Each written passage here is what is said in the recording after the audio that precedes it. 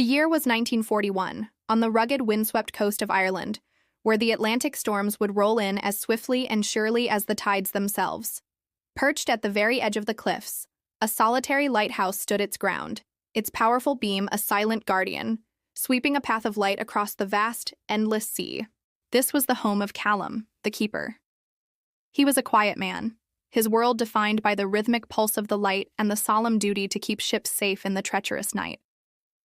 Before the shadows of war had stretched across Europe, Callum's heart had been captured by Maeve, a woman whose laughter, he always said, was brighter than any beacon he could ever light. They had made a promise to each other, a simple, beautiful promise of a life together, just as soon as his posting was done. But the world had other plans. When the war finally reached their shores, their paths diverged. Maeve, with her compassionate spirit, became a nurse, tending to the wounded. And Callum, he remained at his post, his light now a critical guide for the convoys that slipped through the dark waters, all while enemy submarines hunted in the depths below. Their only connection became ink on paper. Every week, without fail, Maeve would send him letters. They were filled with the heartbreaking realities of her world, stories of wounded soldiers, their courage and their pain, of frightened children who would clutch her hand for comfort during air raids. And in every letter, she wrote of how deeply she missed the sound of his voice, a memory she held on to like a precious gem. Callum would reply with his own tales, stories of the sea in its many moods. He wrote of the colossal storms that would batter the cliffs, shaking the very foundations of his tower, and of the profound, deafening silence that followed. He told her how, each and every night, as he lit the giant lamp, he would imagine it wasn't just a beam of light, but her smile reaching out across the dark water all the way to him. But war, as we know, has no respect for promises. One brutal winter night, a message reached the lonely lighthouse. The news was fragmented, terrible. Maeve's hospital had been hit during a bombing raid. For 2 long, agonizing days, Callum was lost in a sea of silence, a torment far worse than any storm. He waited, praying, his heart a leaden weight in his chest. Then a letter arrived. It was different from the others. The handwriting was shaky, strained, but it was hers. "My dearest Callum," it began, "I am alive, but I am broken. So many were lost, Callum. So many. Every night when I close my eyes, I can still hear the cries. It's a sound that I fear will never leave me. But then, I think of you. I think of your light sweeping across the sea. And I remember that there is still hope in this world. Please, my love, keep shining it.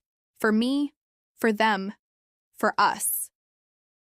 Callum's tears fell onto the page, blurring the already fragile ink. He held her letter close, the paper a flimsy, precious link to the woman he loved.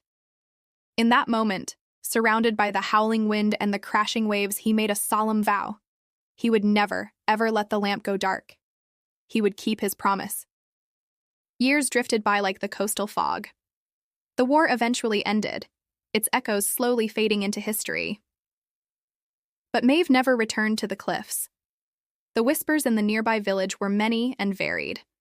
Some said she had succumbed to illness, her body laid to rest in a grave far from home. Others whispered that she had gone overseas, unable to stop her work, continuing to nurse the broken souls of the war in some other distant land. No letter ever came again. The silence was absolute. Yet, every single night, without fail, Callum climbed the spiraling iron stairs of his lighthouse.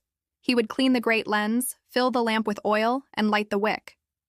Through the fiercest storms, through the crushing, soul-deep silence, through a loneliness that carved itself into his very bones, he kept his promise to her. He grew old within those stone walls. His hair turned the color of sea foam, his hands became worn and calloused from a lifetime of duty. But the beam of light never once failed. It was a constant, a testament to a love that refused to be extinguished.